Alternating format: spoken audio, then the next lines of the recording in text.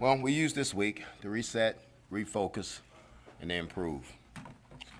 As we get back into Big Ten play, our kids got to look at this as a fresh start.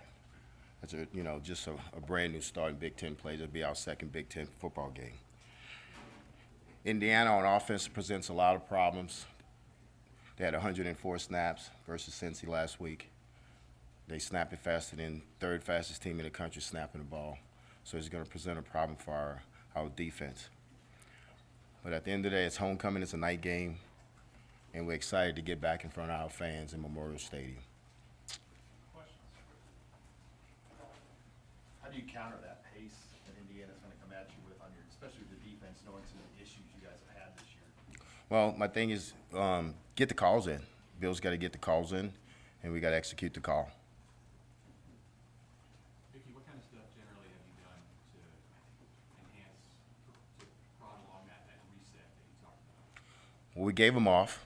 We gave them off Thursday, Friday, Saturday, brought them back Sunday. So we gave them time to let their body heal, let them get away from football, let them get with their families. So that's the things we did this past weekend.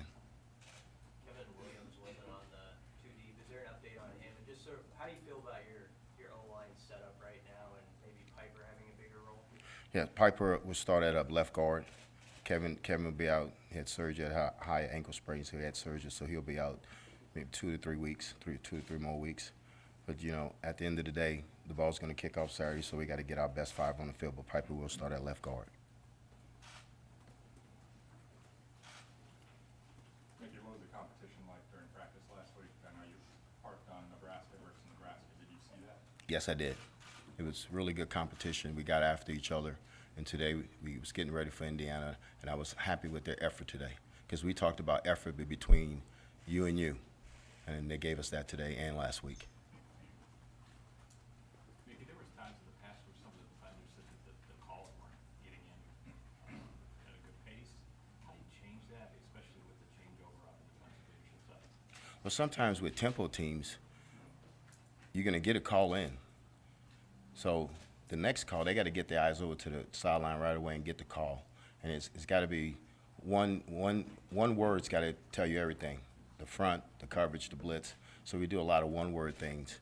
But the linebackers have to really get the calls from the sideline, and the safeties have to get the signals so we can get going. Mickey, it's a night game, Memorial Stadium. I know you played here, but, first night game as a head coach, does it feel a little different knowing what the night games are kind of like here in Lincoln?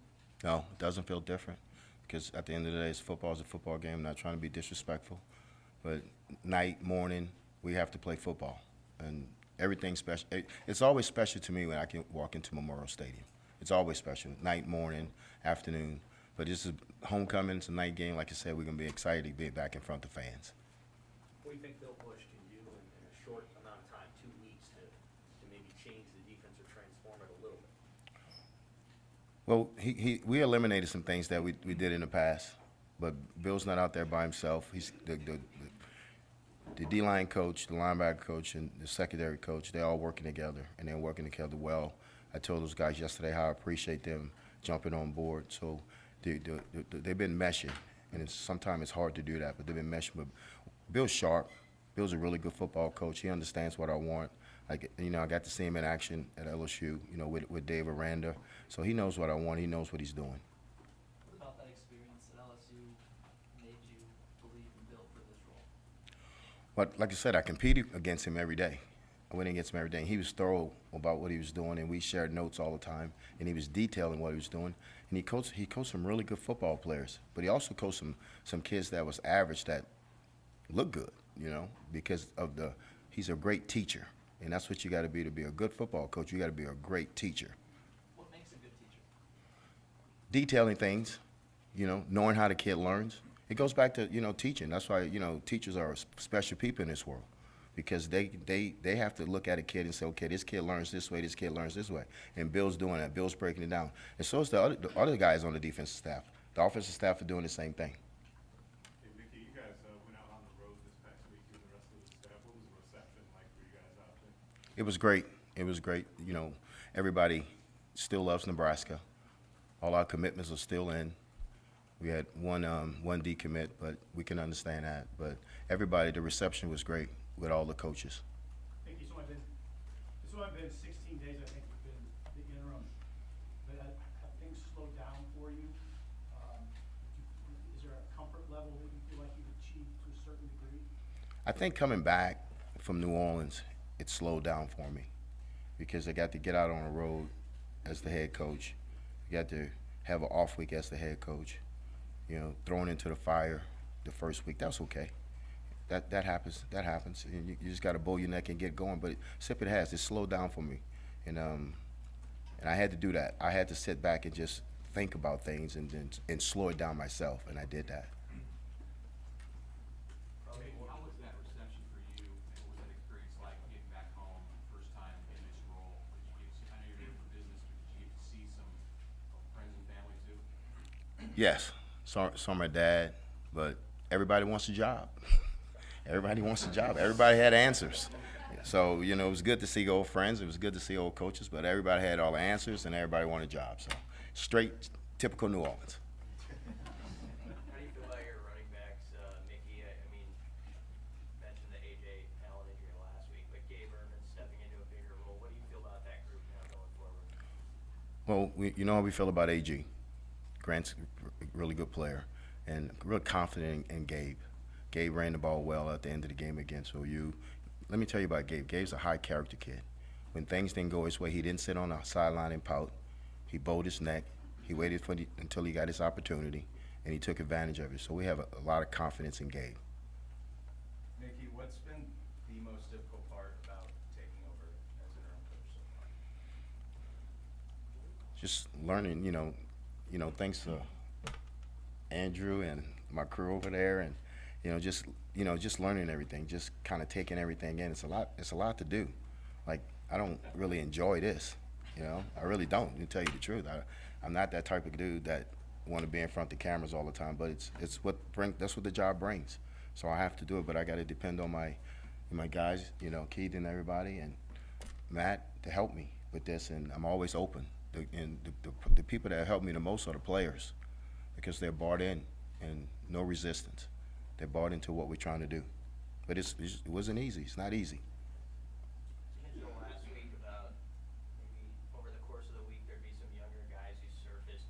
Are there some guys you would even feel comfortable mentioning who you think are on the cusp of helping you that haven't been in main roles yet? Or how do you feel that's happening as far as depth with the younger guys? Well, we have some younger guys that we want to look at. Malcolm's one of them. Malcolm's going to play some corner. Gold's going to play some safety. We're trying to find our best 11 guys and get them on the field. And, so we got to find those guys. And so we're going to go through those young kids and see if they can get it done. And if they can get it done, we'll give them some reps on Saturday. But they've been great. Today and last week, they've been great. What's your message to young guys, like in their first year of college football in the portal era, to stay with it, to stay patient? What do you tell those guys? Well, you got to keep encouraging them, and you got to let them know when their time comes that they got to be ready to go. And then you got to put them in the game, and that's what we're going to do. We got to put them in the game and see what they can do. But you're right. You have to recruit. You have to recruit your team right now with the portal. Mickey, how much, with all the change that's happened to this point in the season and some of the rough results, how much would it mean? How much do you think, where would the team go if they were able to get a win? How important would that be if they did pick up a win? I think it's important. I think beating Indiana is number one goal, but it's really important for this football team just to get some confidence that they can start something and finish it, and that's our goal, to beat Indiana. Hey, Mickey, where is Ernest Hausman at in the conversation? I don't think I saw him on the depth chart yesterday. Is he still in the mix at linebacker, or is he just going to be more special teams? He's going to be both, but he's still in the mix. He's still in the mix at linebacker also. Where does he need to come the furthest to kind of get back up there? With all those young kids, just you ask me, it has a slow down for them. It has a slow down in their head. This game is a fast game compared to Friday nights. Saturday afternoons and Saturday nights are really fast. So he had to slow down for him. But he's an intelligent kid. He's a really good athlete. And he just got to keep developing. But he's always going to be in the mix. Mickey, what are you doing to prepare your team for the tempo of Indiana this week? Working with the scout team, getting them lining up quick and having the guys recognize the formation and then snap the ball. But the thing, recognize the formation, get your feet in the ground, and then let's go. Let's play football.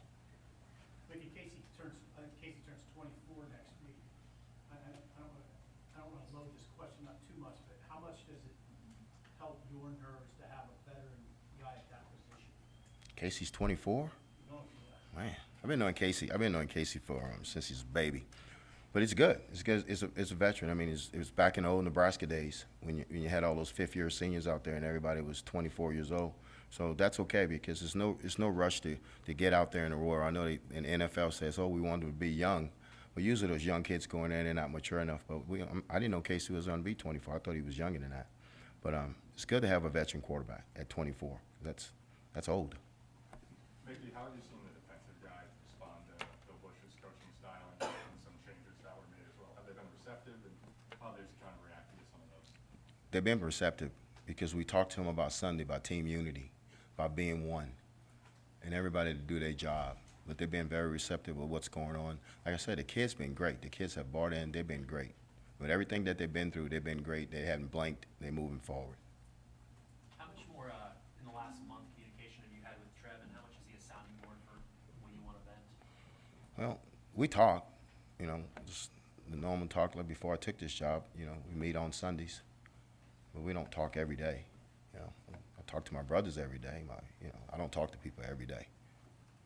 Mickey, the offense took a step back in the last game. What do you want to see over the next 5 days before the Indiana game get back going there?